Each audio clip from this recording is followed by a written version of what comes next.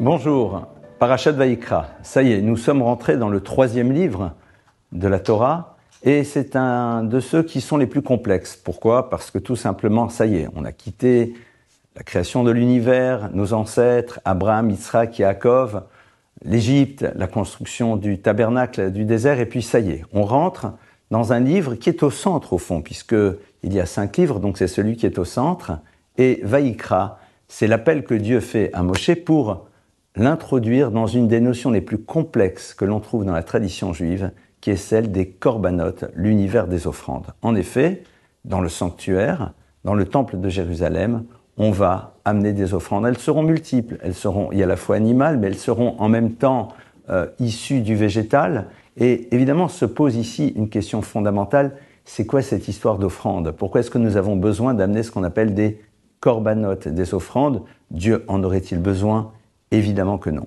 Il y a, dit Maïmonide ici, quelque chose d'extrêmement profond qui nous dépasse radicalement et nous allons peut-être ouvrir les choses dans une perspective beaucoup plus large.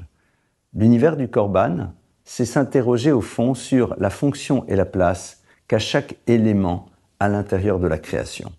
Nous voyons très bien que dans le monde dans lequel nous sommes, eh bien, il y a une interaction entre les différents éléments qui sont présents.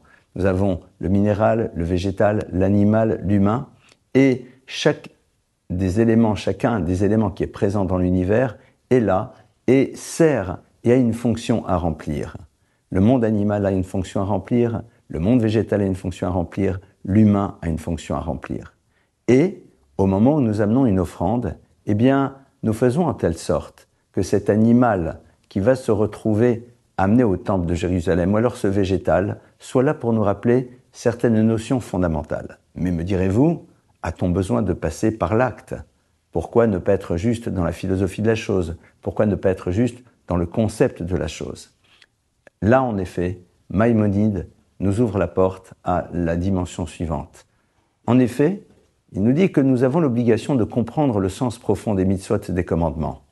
Mais il nous explique en même temps, Ve'al davar sheloim tsabo, et là, que ces choses qui vont nous échapper, al yekal be'enav, qu'elles ne deviennent pas légères à nos yeux, il y a d'autres choses qui se cachent à l'intérieur d'elles.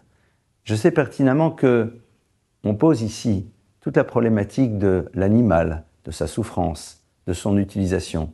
Rappelons par ailleurs quand même que la Torah nous demande d'être extrêmement vigilants sur la souffrance des animaux. La Torah nous interdit de faire ce qu'on appelle tsa'ar ba'alei chaim, de faire souffrir des animaux. Alors il y a quelque chose ici de paradoxal. D'un côté, nous avons une obligation d'être très vigilant par rapport à la souffrance animale, et de l'autre côté, il va y avoir le monde des offrandes.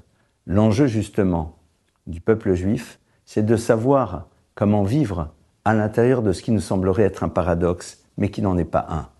Lorsque l'animal est amené en offrande, il remplit la fonction qui doit être la sienne dans l'univers, et c'est peut-être sur cela que nous devons réfléchir. Comment chacune et chacun d'entre nous doit remplir la mission qui doit être la sienne dans l'univers. Cela ouvre un débat très large, une réflexion beaucoup plus approfondie pour chacune et chacun d'entre nous. Voilà un petit peu l'enjeu en tout cas de ce livre et de cette paracha. Shabbat Shalom.